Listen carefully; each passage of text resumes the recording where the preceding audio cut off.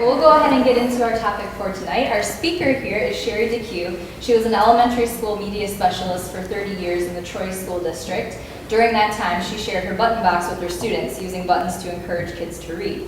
In 2003, when the Troy Historical Museum, as we were then known, offered a Saturday button workshop, she attended with her daughter, and she became a real button collector, joining the local club, the Blue Water Buttoneers, shortly thereafter. The primary focus of her button collection is children's story buttons, with an emphasis on Beatrix Potter and Kate Greenaway.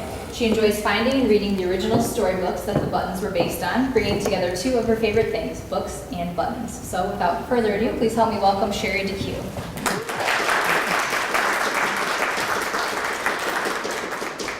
Thank you. Stephanie always does such a good job introducing me. I don't have to say much more. Probably the only thing that she didn't mention is that I'm also part of a group in Traverse City called the Bay Button Bunch. So I do move around with my buttons. I'm a member of the National Button Society and the Michigan Button Society. And for those who've been here before, heard this little beginning before, but we are the third largest hobby in the United States. We follow stamps and coins. So, and we're a very bona fide group. We have 39 of our 50 states have at least a state or a local club. We have about 3,000 members in the National Button Society over 4 continents. So we here in Michigan are very lucky because we have the oldest state society. And I know last time when I showed that picture, we got lots of oohs and ahs because that's from 1940. That's at J.L. Hudson in downtown Detroit. And they were the one that started the Michigan Button Society. The lady with the arrow, I always like to find that somebody who lives close to you, came from Grosse Pointe, Michigan. And the one to the right came from Detroit, Michigan. So those were the first 8 ladies that started our Michigan Button Society in 1940. And as Stephanie said, I was a media specialist for 30 years in Troy. I've been collecting buttons about 10 or 11 years, starting that really here seriously. And so this presentation takes those books and those buttons and puts them together. But we have to have a little bit of history because this is a historical museum. So buttons have been around since the Bronze Age. They were only used as decoration. It wasn't until about the mid of the 13th century that they came up with the idea of a buttonhole and started using the button to fasten clothes. So until the mid of the 13th century, buttons were only a noun. The word button was a noun. It wasn't until they started using it in buttonhole it that we use it as a verb. Now, there's lots of kings out there in England and France, and they loved their buttons. They loved their buttons to the point where they spent lots of money on them and showed up at many very special events with lots of buttons on them. But we also in the United States have had buttons since the beginning of our history. This is a print from 1777. It is found online and called Historic Threads. It comes from Colonial Williamsburg. And you notice the large fashionable buttons at that time. Also in 1777, here's a cartoon, and you'll see those large buttons again blinding the lady as she looks at the coat with those large buttons. And this cartoon, also very famous, is on file at the Library of Congress. And when we talk about buttons, we can go again all the way back to George Washington. When he was at his inauguration, he was noted as wearing an American-made wool coat of, quote, deep brown with metal buttons with eagles on them. These gilt buttons were made especially for Washington at his request to mark the occasion. So our first president had some very special buttons. I don't own a George Washington button. It would be wonderful if I did. They go for a lot of money. In learning all about Troy, as I said, I taught here for a long time. I was learning the times when they were becoming a community, and Andrew Jackson was president from 1928, or 1829, okay, I had the numbers mixed up, 1829 to 1837, when Troy was very young.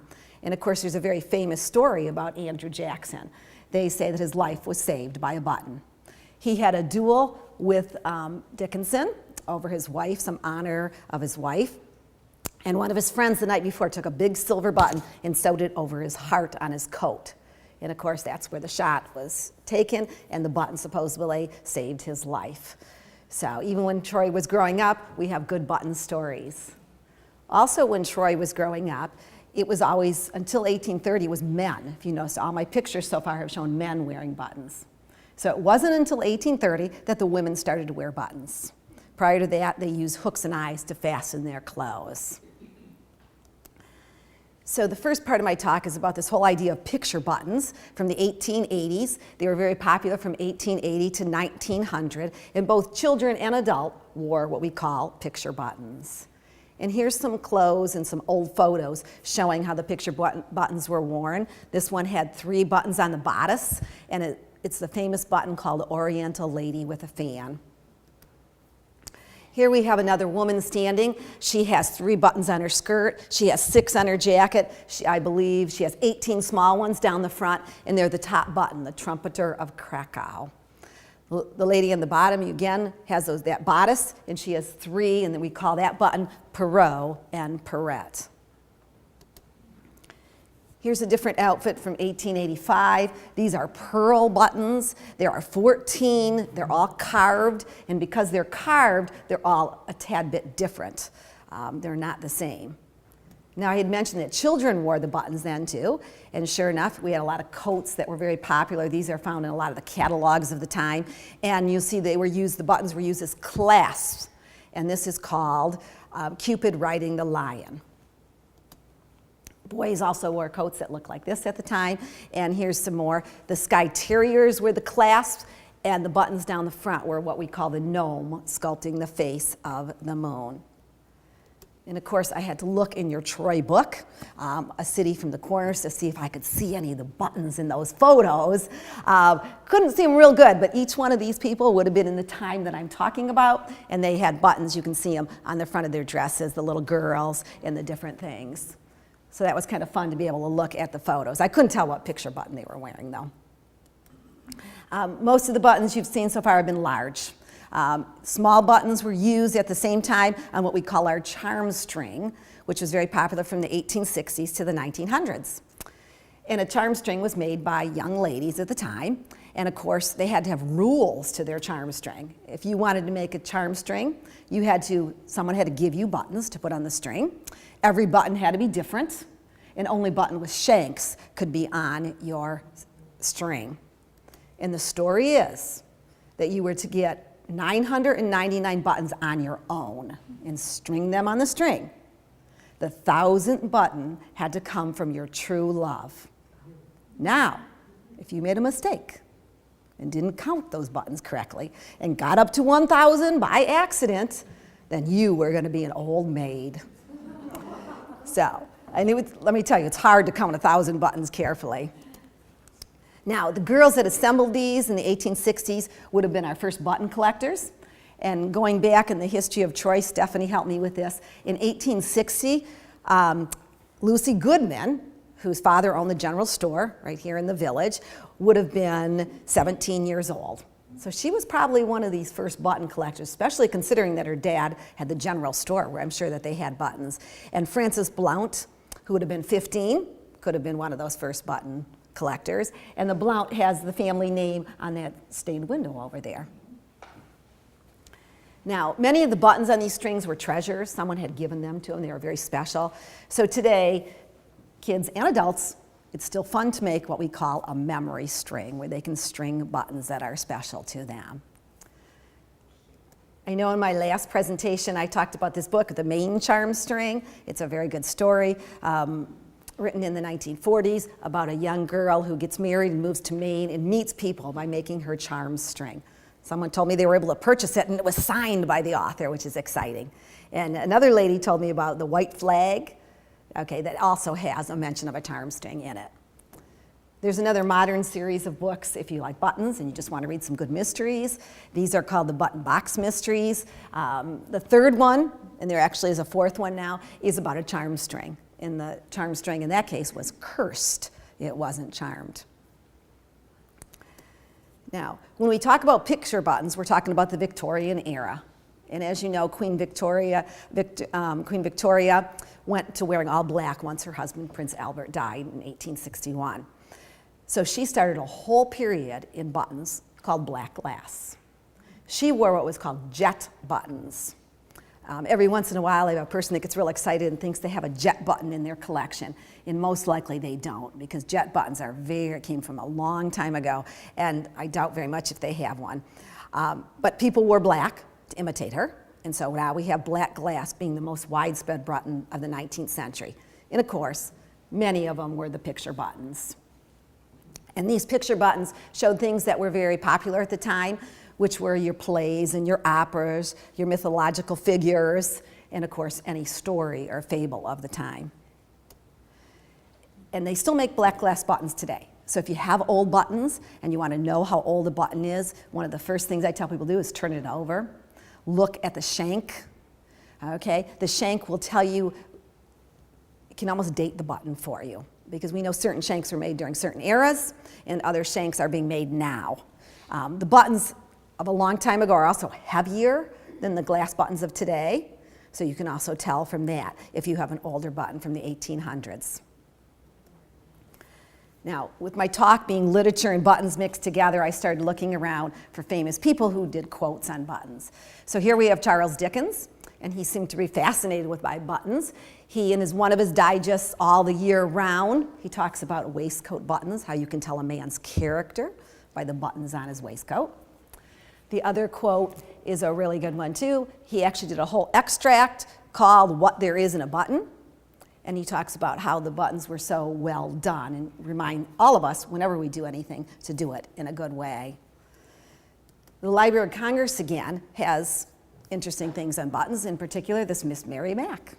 And it's one of the most famous hand-clapping rhymes. You know, kids are still doing it today. And of course, she had silver buttons all down her back. And one of the reasons it's on the Library of Congress website is because people change the song as they say it. So over time, it's changed many times. But they truly believe that maybe Miss Mary Mack was really the Merrimack ship. And the reason it was black painted, and of course the rivets were silver that hold it together. So they think that's what the origin of this song. Now from those picture buttons, I'm going to move into story buttons, because again, during this time of Queen Victoria, they were devoted to the child. Okay, so there were many, many, many story buttons of this time. And we're going to go do a timeline, like a history timeline. We're going to start with Aesop. And Aesop was born in 1620 BC. He was a Greek slave and storyteller. And he was given his freedom by his second master because he had such a good wit. And he was known for creating fables, which of course is a story with a lesson. So here's one of his fables, The Goose with the Golden Egg. This is The Wolf and the Crane by Aesop. And again, as I said, if you turn a button over, you can learn a lot. Not only, in this case, it tells us it was made in Paris, so we call this a Paris back. Okay, and the AP in CIE is the name of the company. Okay, and by knowing that, I looked it up. The firm was founded in 1825. So I know this button was made from 1825 or after. It also was patented. As you see, the other word there means patented. Here's other fables that are very famous and the buttons that go with them. And mostly you'll see that we're seeing metal buttons now. Now La Fontaine was from France, and he was the fabulist there. And he was born in 1621 and died in 1695, and he wrote these Reynard stories. And you'll see up in the corner, one was in blue, and that's because that tells you that's my newest button. There's other Reynard buttons that I'm looking for to add to my set, but that was the one that I got found most recently. And here's one called the Wolf Turned Shepherd. And you can see on the button itself, it has a red tint. It's very, very old. So you see that tint is starting to wear off. So I thought that showed that well. Now, Aesop and La Fontaine had a lot of the same fables. And so The Fox and the Grapes is one that I'm sure you're very familiar with. And here now we see a glass, a moon glow, is a button that has a top layer of glass that if you hold it up, it glows in the moon. The other two are brass. And we have The Fox and the Stork. And again, you can see that one is in pressed wood, the other one's in shell, and then Jasperware, which is a Wedgwood. It was made by Josiah Wedgwood. And that's Jasperware. And here's another one called The Fisherman and the Little Fish. And this is a larger button, most of the ones you're seeing. Now this set is very old. We're going to say about 1870. You can see how the paint is wearing off. I was able to purchase that set on eBay for a real reasonable price because the paint is wearing off. It's actually a very valuable set, but mine is not in the best condition. And here we have the Cat in the Mirror, which is from Fables of Florian. And this is also one of the harder buttons to find, so I'm glad to have it. Okay, after our fables, we move into fairy tales. And we have Charles Perrault, who was the first one that laid the foundation for our fairy tale. And he wrote a book in 1697 entitled Tales and Stories of the Past with Morals. And it was subtitled Tales of Mother Goose. And Hop o' the Thumb was in that book. It's similar to Tom Thumb and the Little Thumbling. And what's kind of neat is you'll notice how small those buttons are. They are actually quite small, only 5/8 of an inch. One of those first 8 stories, because he published 8 stories, was Cinderella. And so here are some Cinderella buttons, one in porcelain, the other one is in brass.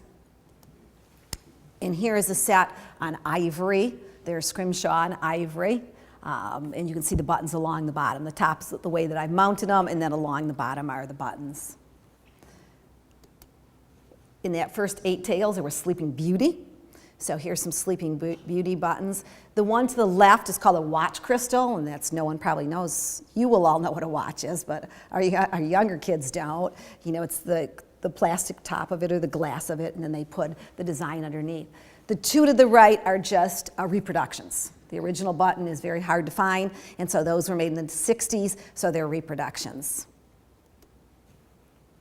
Another one of those 8 stories is Puss in Boots.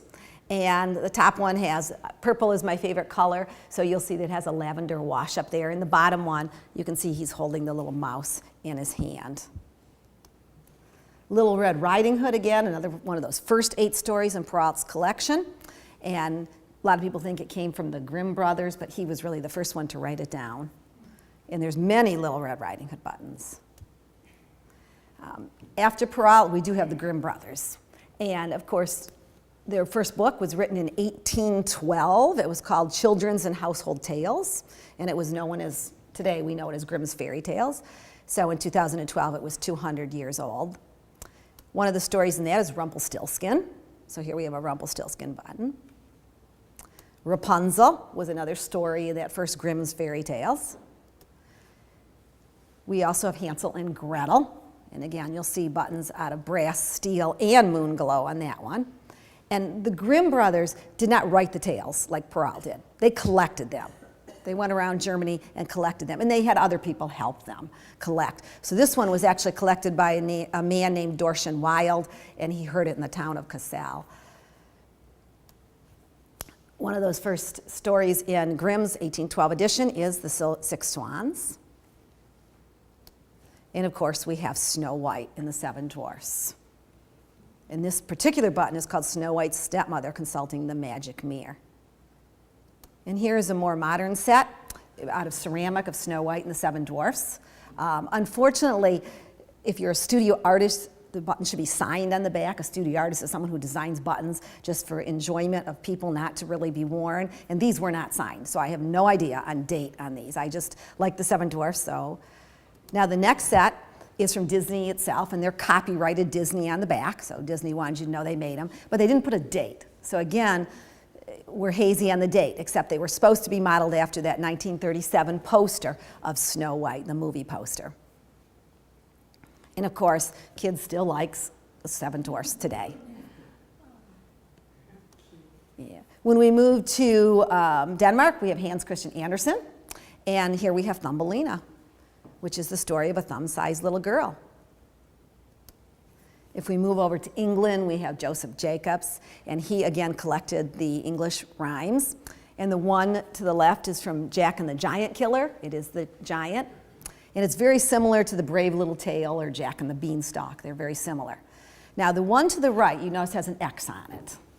I do buy my buttons on eBay. I think I know what I'm doing, but sometimes I don't know what I'm doing. And this one was sold to me as Jack and the Beanstalk. I was so excited to add it in my collection. Well, we have a gigantic book. There's a picture of it later called The Big Book of Buttons. And it shows you all the buttons. Well, it wasn't Jack and the Beanstalk. It's Jack, it is watering the flowers. So that is not really one of my storybook buttons, but I just want to show you that we can all make mistakes, and you really have to know what you're looking at in order to make a good decision sometimes. This is Henny Penny, and as you know, Henny Penny is from When the Sky Was Falling. It's supposed to be from England, Joseph Jacobs, but they actually find that it's traced all the way back to Aesop. So either way, it's a beautiful button. And of course, many of you probably grew up with these little red hen, these little books, the golden books. The Little Red Hen was from mass marketed in the 40s, and that is one of the reasons that the story is so famous. And of course, there is the button for the Little Red Hen. So after we've done fables and fairy tales, so now we're going to move into nursery rhymes. And of course, Mary Had a Little Lamb is one of our famous nursery rhymes. And its authorship is really controversial. Did Sarah Josepha Hale, who wrote to Abraham Lincoln and wanted Thanksgiving to be a national holiday, did she actually write it? Or did John Ralston, who followed her home from Mary Sawyer every day, who had a lamb, followed her home from school every day, did he write it to send it to her as kind of like a little love letter? So we don't have the answer to that question. But it is Thomas Edison that made it famous. In 1877, he spoke those first few lines into his phonograph, and from then on, it's history. The other day, I had a microphone, so I don't think you're going to be able to hear this, but let's see. Here. Mary had a little lamb, its fleece was white as snow, and everywhere that Mary went, the lamb was sure to go. Okay. Probably up front, you could hear it. Now, that is not Thomas Edison. Oops, yeah. The reason being that they did not keep the original recording. It wasn't saved. It's gone. So in 50 years after they went ahead and recorded it again. But it's kind of sad to think how we save everything today. It was not saved. We do not have it. Here's some Mary Had a Little Lamb buttons. There's a lot out there. It's one of the common ones. The top one, the Twinkle as it's called, is my newest one. And what a twinkle is, it has a metal liner. You can look through it and it has a metal liner so it shines through. And of course, when we talk about nursery rhymes, we have to talk about Mother Goose. But the question is, who really is Mother Goose? And you can see in this timeline, way back from 740, there was mentions of Mother Goose in the literature. So, been around a long time. Or, I have to ask you, is she still alive today and visiting all the children right here in Troy? May happens to be Mother Goose Month, and she will be back in those schools. I hear she's going to Costello School, in case you have any grandchildren there, in May to see them in the kindergarten classes. Humpty Dumpty buttons are around her, and you can see there's lots of different kinds of Humpty Dumpties. To the right is a paperweight, and I know maybe some of you collect paperweights or are interested in paperweights. They're paperweight buttons, so it's the same basic idea. Here we have Simple Simon Met a Pieman. Here we have the rooster that crowed in the morn from the house that Jack built. And here we have Little Boy Blue in 3 different materials. Again, we have the ivory, horn, and brass. Here we have Tom Tom's the Piper's Son.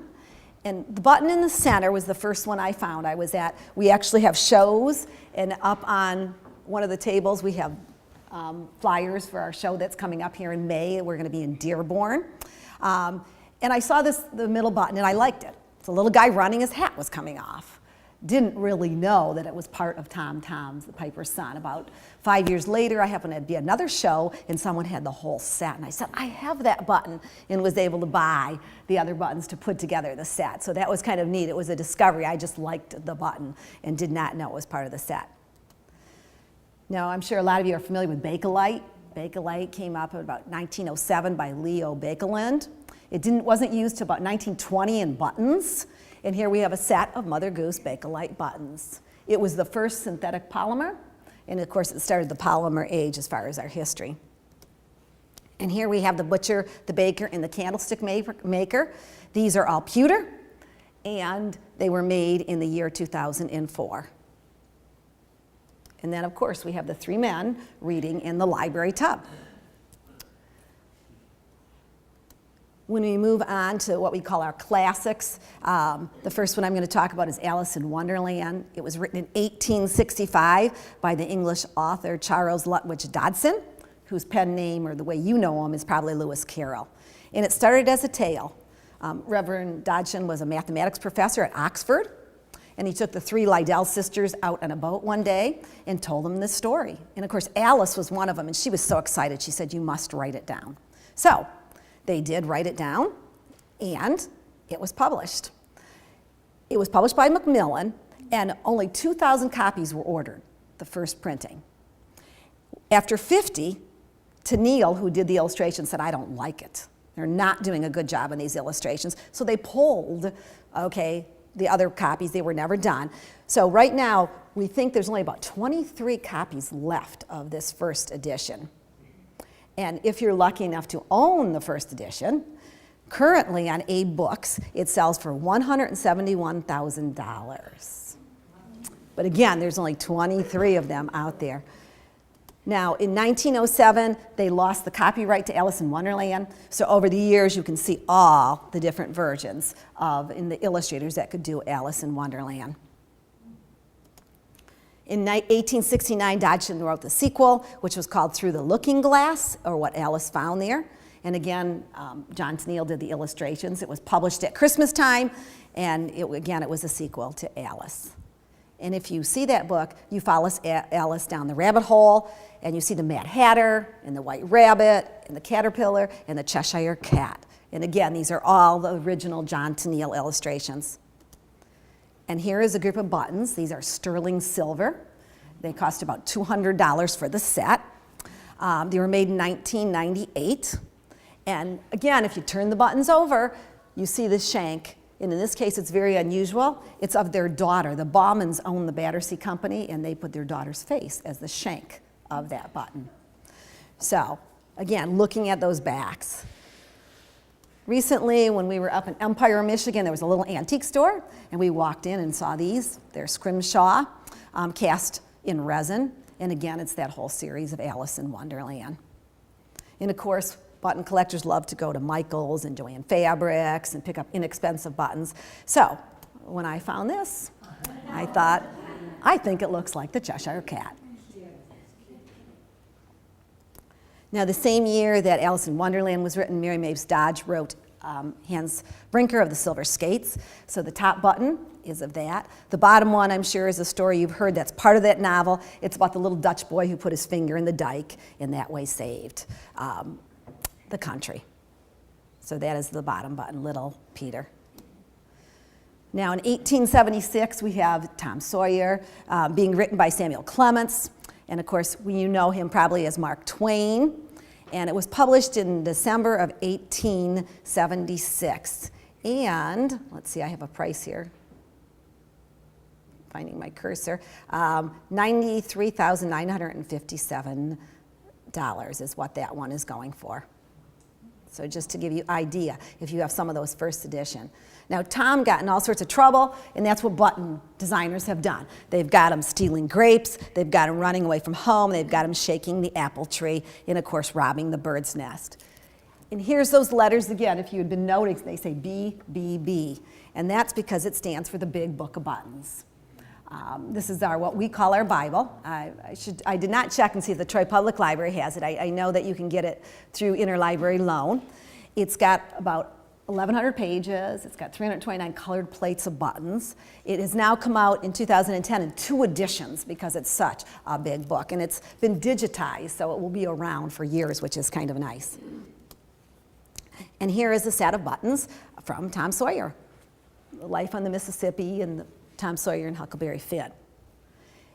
And when I went to do my research for this presentation, I was really excited to find out that today, April 9th, that's when Mark Twain got his steamboat pilot's license in 1859.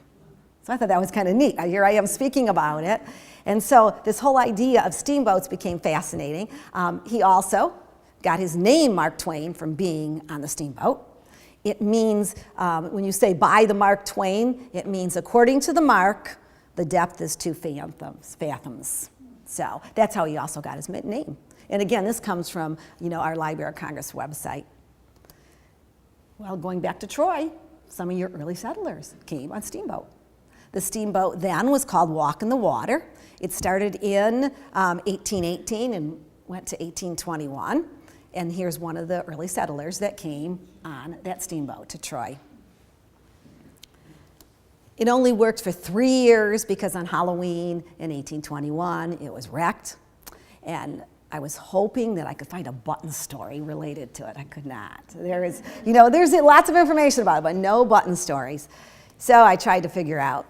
In knowing that Mark Twain piloted a boat on the Mississippi, I then looked at a map and saw that the Mississippi and the Missouri River kind of run into each other. And that's where the button stories are, on the Missouri River. We have the steamboat Arabia. This was 1856, it sank. Thankfully, no lives were lost, just one mule. They forgot about him, they left him down underneath. But they did find woolen socks, overcoats and top hats, window glass, bells, inkwells, school slates, bed springs, coffin screws, wagon wheels, brass hinges, lightning and insulators, self-sealing fruit jars, glassware, and buttons. Lots of buttons, china buttons in all sorts of colors.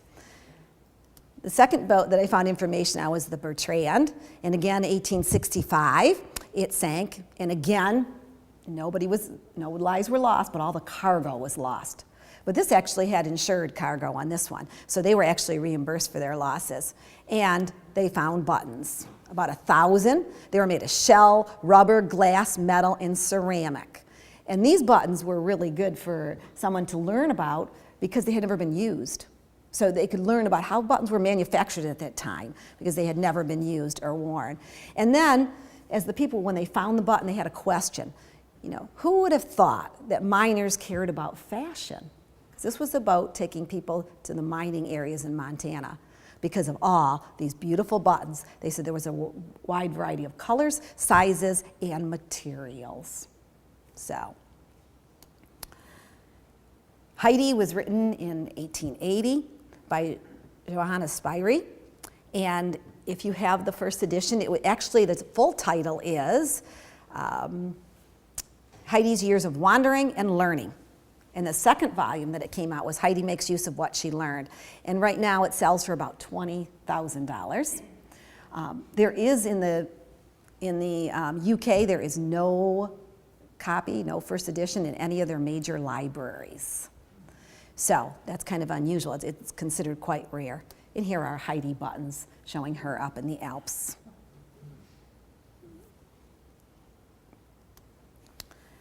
Now we go on to Pinocchio. Pinocchio actually started out in a newspaper, in the Italian newspapers. It didn't start out in book form. It was in newspapers for 2 years, and then it was put into book form. All those stories were collected. So in 1883, it was put into book form. The English edition wasn't published to 1892, but probably most of the families know Pinocchio from the Disney movie in 1940. It was their second full-length featured film. And Pinocchio buttons are made of lots of different materials. My newest one down here in the center is the movable button. It's a ceramic button, and the arms and legs move.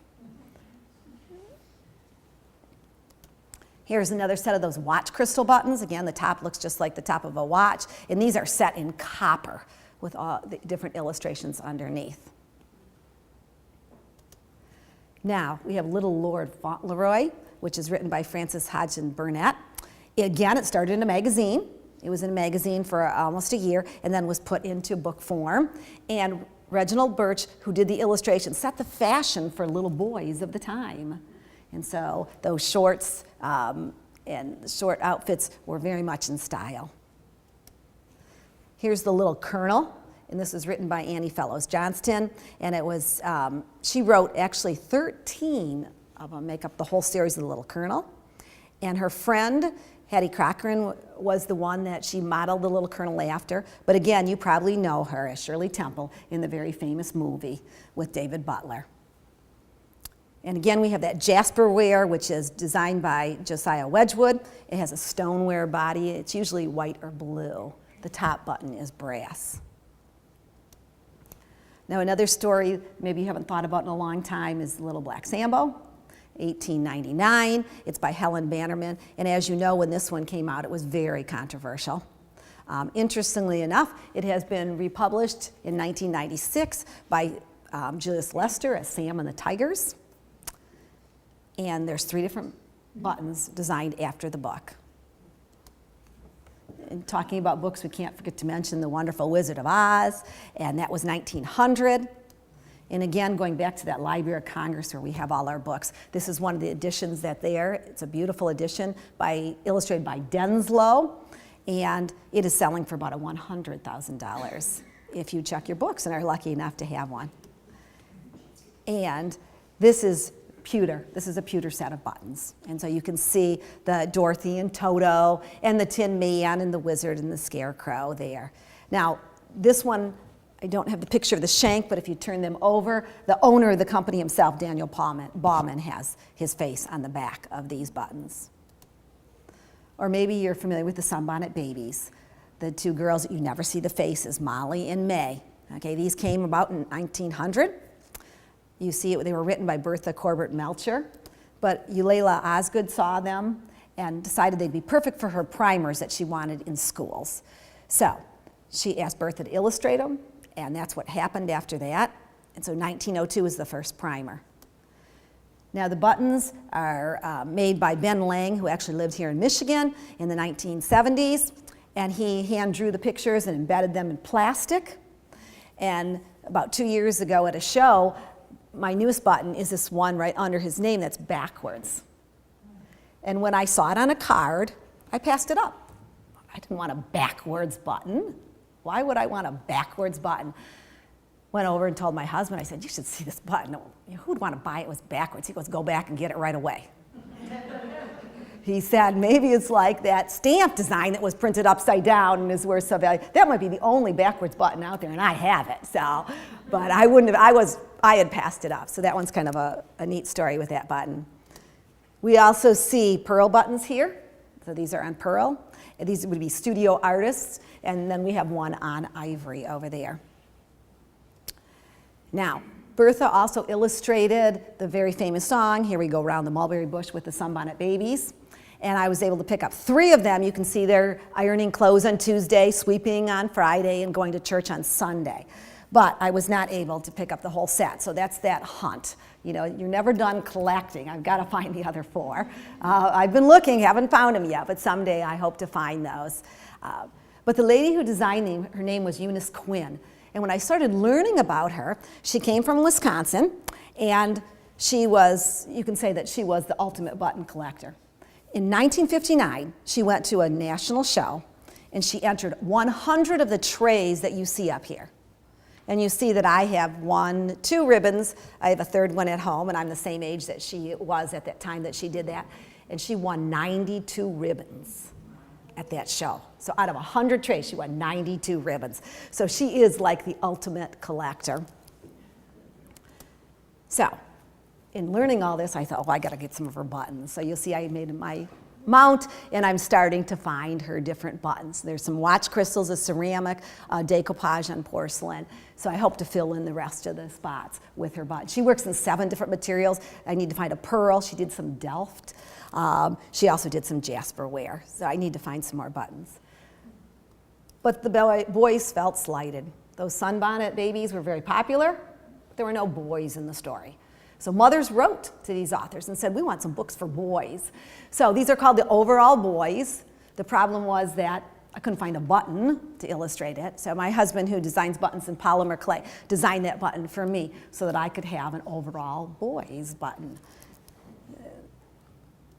Now we're going to go back to those queens for a minute. We talked about Queen Victoria, and we now have to talk a minute about Queen Elizabeth, because she also they both had their diamond jubilees. Now, a diamond jubilee should really be for 75 years, but Queen Victoria, things were not so good in England, and so she decided to throw a big party. So she changed it to the 60th anniversary. And as you know, Queen Elizabeth is trying to get, Queen Victoria served 63 years and 7 months, and so they're hoping that Queen Elizabeth goes longer. She'd be now at about 62 years, so it's going to be very close. But if you were watching all that, you would have seen the other royals in England, the pearly kings and queens. They were also at the Olympics, the Summer Olympics in 2012. But their story started in 1875 with this man named Henry Croft. At that time in London, they always sold lots of things in the streets, and the apple sellers wore buttons down the seams of their pants. And he said, I can do better than that. He said, I'm going to take a 3-piece suit and a top hat. I'm going to cover them with buttons. Well, people loved, he had a real theatrical flair, so people were giving him lots of money. And he didn't need all that money, and so he decided to give it back to charity. He grew up in an orphanage, so he gave money back to the orphanage. And today, this custom is still going on. There are 30 pearly families in London that collect money for charity. And there's many other outfits. Now, pearl buttons prior to the Victorian era were very rare. That's when they became the height of their popularity. And they were importing some 2,000 tons in 1859. And by 1890, there were over 200 factories in London, and 4,000 to 5,000 people were employed in Birmingham. Now in the United States, it was 1889 when pearl buttons, John Bopel began the manufacture of those pearl buttons. He decided to use the freshwater mussel shells. So he was not using real mother of pearl. And in 10 years, they were harvested over 21,000 tons of shell in Muscatine, Iowa, and it was worth over $23 million. So what you did is you collected the mussels, you clammed them, you took out the meat, that's called taking out the meat, and then you punched the buttons and carved them. The holes were drilled, and then they were sewn on cards.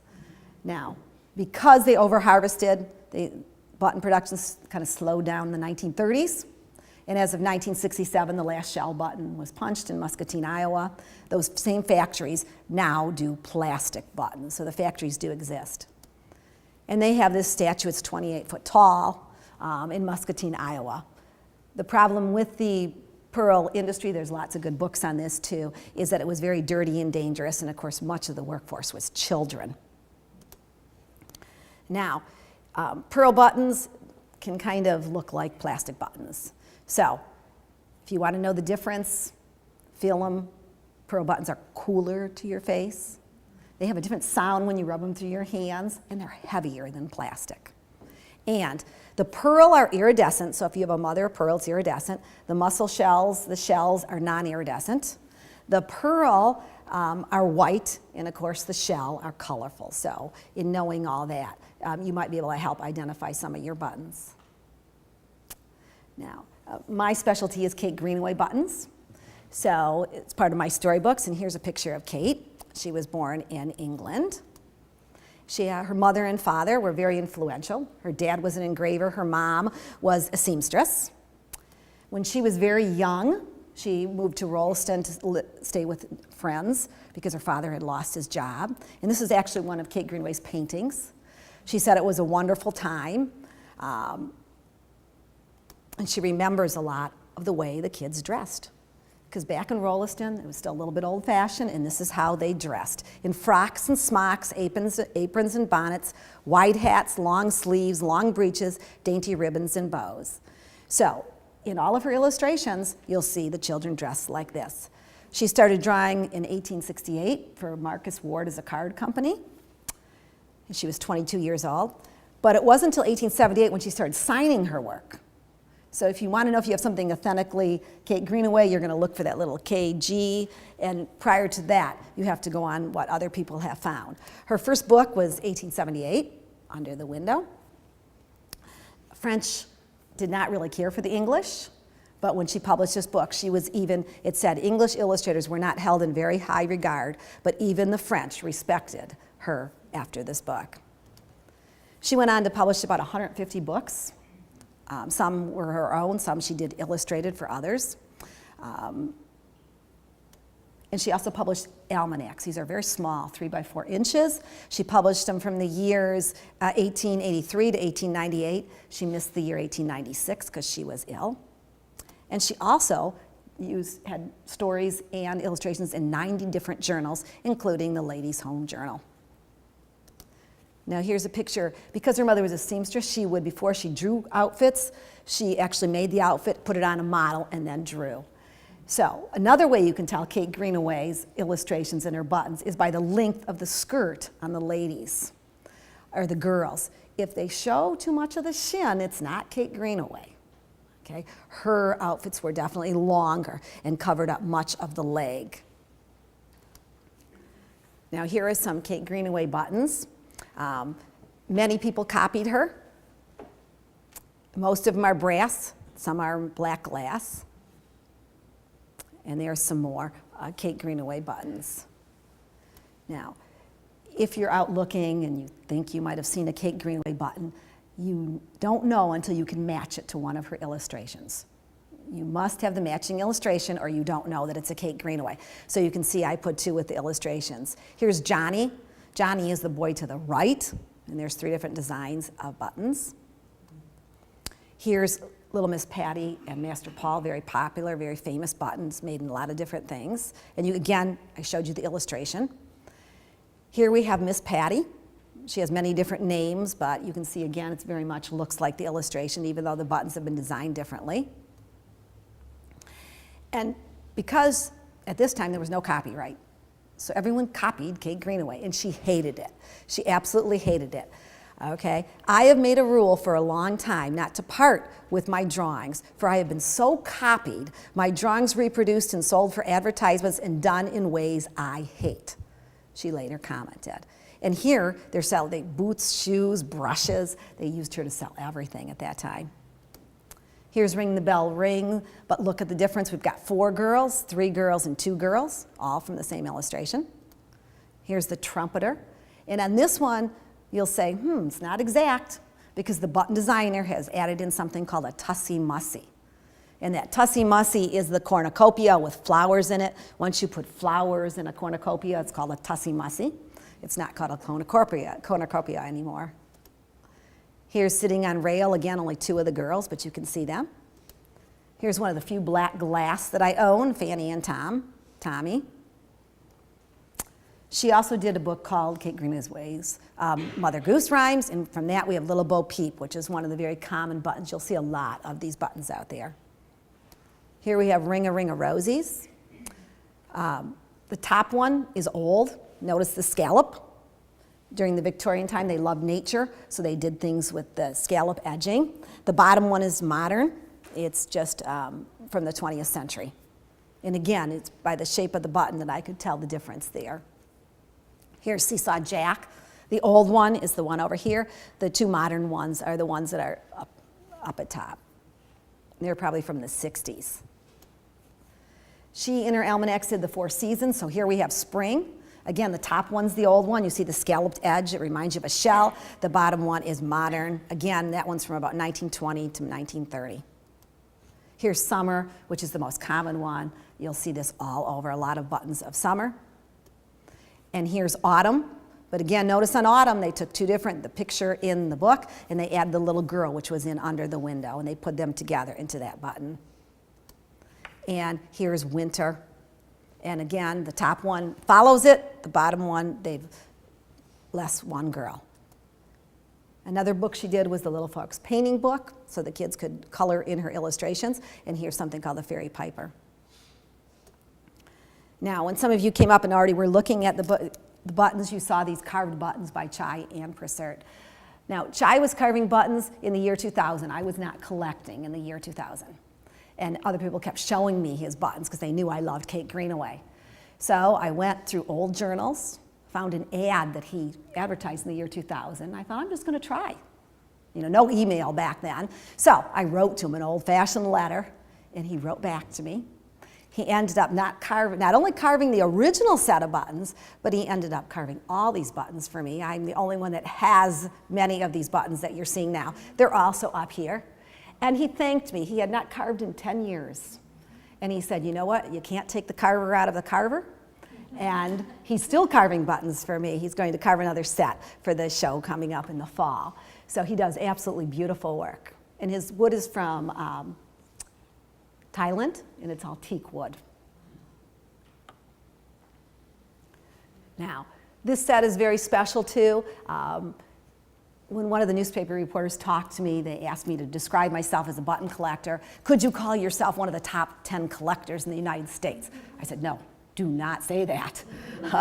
Please do not say that about me, because there'd be a lot of people that are very upset. I mean, there's people that have amazing collections. You might think mine is amazing, but there are people that have way more than me. However, I can tell you that I am one of the top 10 collectors of Kate Greenaway buttons in the United States. And this is the reason right here, this set. This is called the birthday set or the calendar set. It is 12 buttons. They were made in India by Matawala Brothers. They're enamel on sterling silver. And they came from the birthday book, you know, the months of the birthday book. And the reason it's very special to have this set is that he only made 8 to 12 sets. Now, you know, some sets were broken up, and so we don't even think there's 8 to 12 left, and I am very lucky to have this. Now, I was lucky to get it on eBay, and it was, again, one of those situations where I knew the person selling it knew something about it, but didn't know the whole story. The buttons were among 3 cards, and so I was able to put the cards together and find the set of 12 in it. Other people who were looking at that set probably didn't even realize it was all there. And so I was very lucky to win that auction and have those sets. It also came with 12 nursery rhymes. What could be more perfect? We think, well, we did until about last week think there was only 12 nursery rhymes, but I have 3 others, and now another lady who's doing a presentation in Indiana has found a few more. So we think that they did more than 12 of the nursery rhymes. So the Matawalas also worked on ivory. So here's that Little Miss Patty again. And here's Seesaw Jack. Okay. Now, Beatrix Potter was the first author that I collected buttons on. So here's Beatrix right here. And she was in England from 1866 to 1943. While she lived in England, they took their summer vacations in Scotland. Okay, so here's the home that they stayed in. They started when she was 5 years old, and they stayed for the next 12 years in the summer in Scotland. And she said, quote unquote, "Oh, it was always beautiful, home, sweet home. I knew nothing of trouble then." But she was fascinated. We all know her for Peter Rabbit, but she was really fascinated with bugs and insects and birds. And these are some of her subject matters. These are at the Victoria and Albert Museum in London, England. And one of her father's friend was John Everett Millay, and he did like landscapes. But he did appreciate Beatrix's work, and he said, "Plenty of people can draw, but you have observation." She did fungi. Okay, so here are some of her drawings.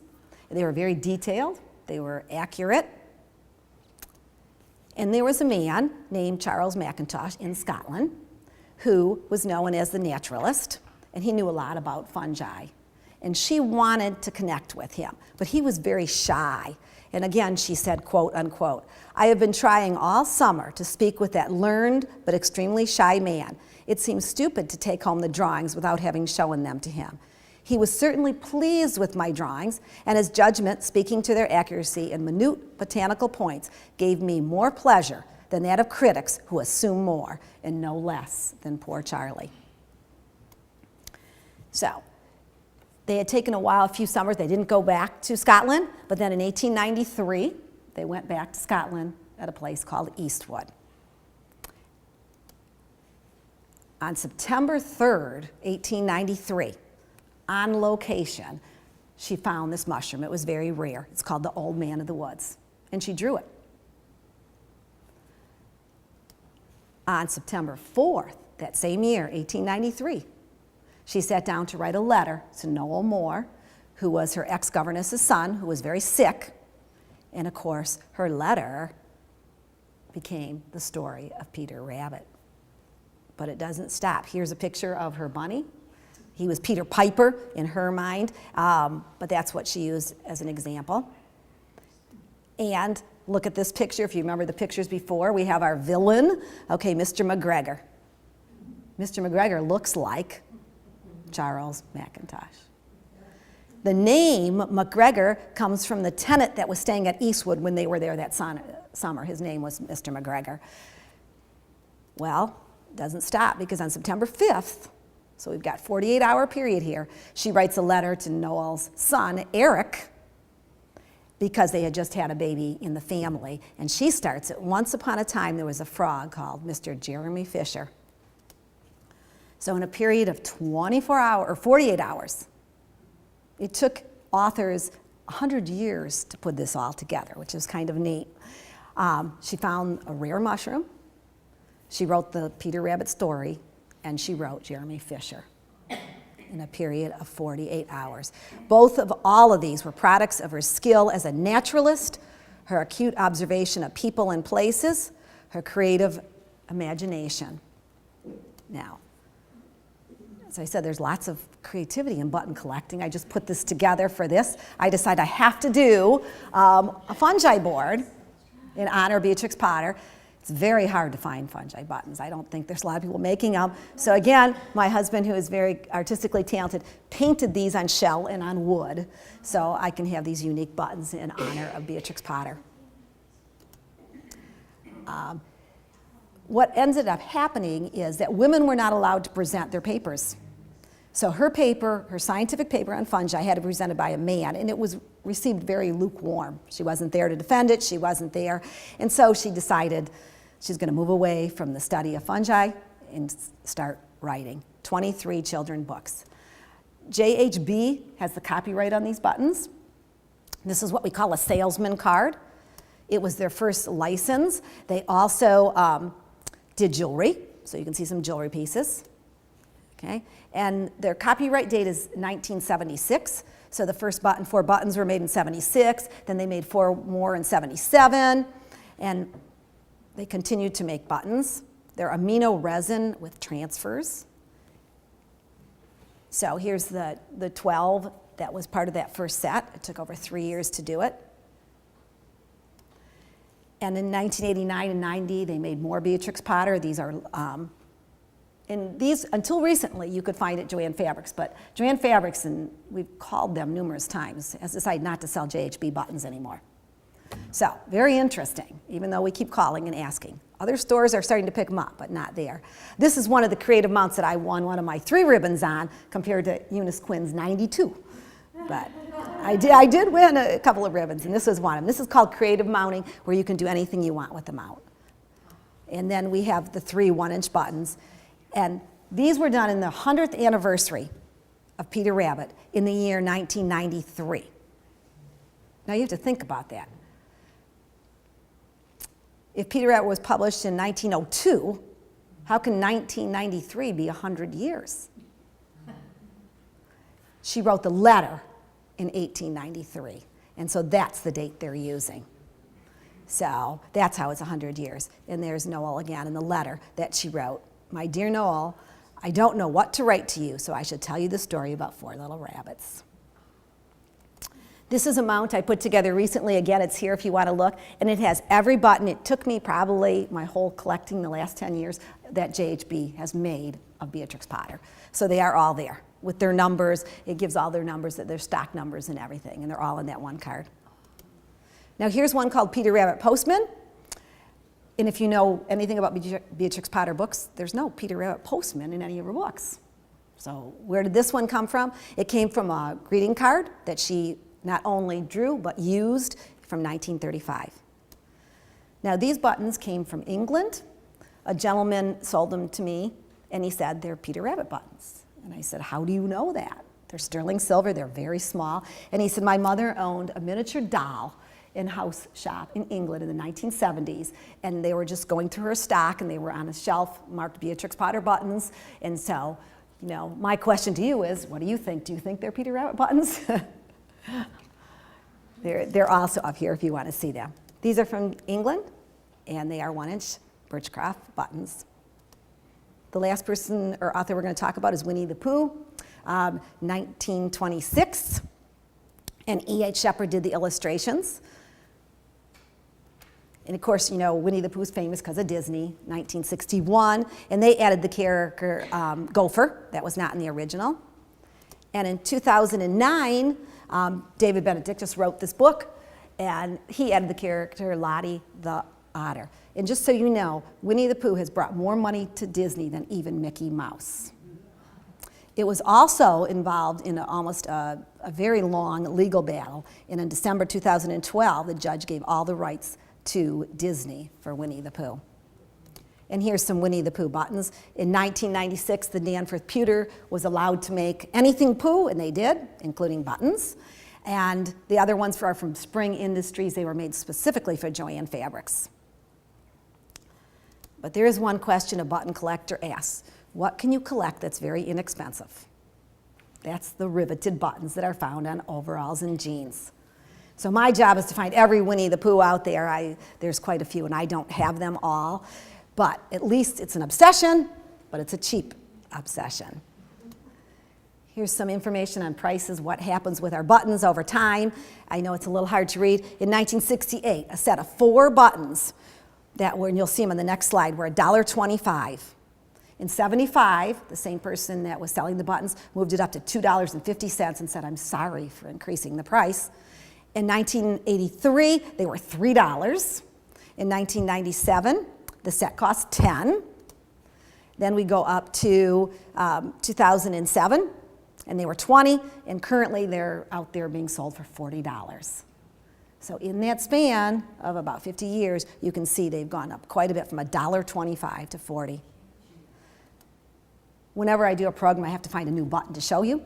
So these are Diana Wheeler made these buttons, and they are enamel, and they're just gorgeous. This is Alice in Wonderland. This is Little Red Riding Hood. Sing a Song, Sixpence, and Goldilocks and the Three Bears. She also sent me a drawing showing you how she made the buttons. She uses 12 layers of enamel, and she starts with a design, adds in the wires, and then the layers of enamel. The last thing in the program is I started with the whole idea that I was a media specialist and then got into button collecting. So what I did for the kids is I made a calendar for them. And in the calendar, it would have the month and then the button. And the button was based on the author's birth date. And then they could go to the shelves and look for a Clifford book if they wanted to. It gave them both the name and the author. And it went through. And all the buttons are different kinds of buttons, different materials. And they would just thumb through it like they would a review book. You know, they had fun looking through the buttons and then deciding on what they'd want to read. So while those are going through, the last thing, and I know I said this at my last presentation and I had it up here, if you have your buttons at home in one of these, take them out.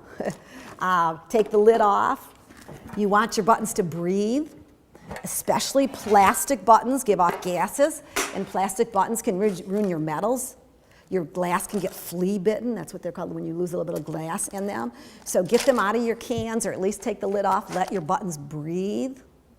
Don't keep them in a can or a jar with a lid. Baskets are good ideas, you know, something. Now you'll notice mine are in plastic. Those are all archival plastic, and you'll notice the tops are off, and we even do little pin pricks, okay, to make sure that we're getting air to those buttons. So get your buttons out. Let them breathe. Okay, I think there's one more here. Okay, there's Mickey Mouse. So that's what this slide says. It reminds you to get your buttons and let them breathe. I've heard some other people talk that they're going to go home and maybe mount their buttons. That's great. Get them out. Let people enjoy. You know, collect your favorites. If you like purple, find all the purple buttons you can. And of course, everyone asks me, what is my button worth? And the button is worth what it means to you. If it's special to you, it means a lot, so it's worth a lot. If you really want to know the monetary value of a button, and I said this at my last presentation, you got to do your homework. Talk to dealers that know that deal in buttons. You can look on eBay and see what they're selling for, but remember, even on eBay, you know, button is only worth as much someone will pay for it. There are some people who will pay a lot more for some reason if they want it. But you really have to do your own homework on that one. We have a local club, so you're more than welcome to join us if you would like to. We meet in Clinton Township next month. Someone asked, we're meeting in Sterling Heights Public Library. It's the fourth Saturday of the month, at 10 o'clock, and anybody's welcome to come.